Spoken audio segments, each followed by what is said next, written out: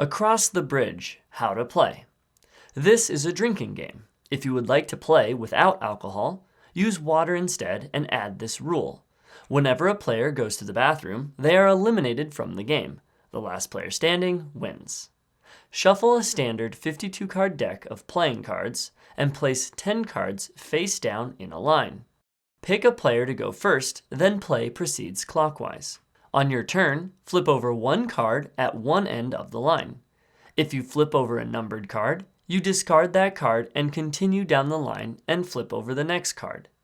If you flip over a face card, then you must take a drink. The revealed face card is removed from the game and you add cards to the line based on the rank of the face card. 1 card for a jack, 2 for a queen, 3 for a king, and 4 cards for an ace. Your turn ends and the next player clockwise goes. The person who flips over the last card in the bridge wins, and all the other players must take a drink. Thanks for watching. Remember, drink responsibly. If you like this video, please hit the like button and consider subscribing. Check out playingcarddecks.com for an awesome variety of playing cards, and be sure to use my promo code TSG for 10% off your entire order.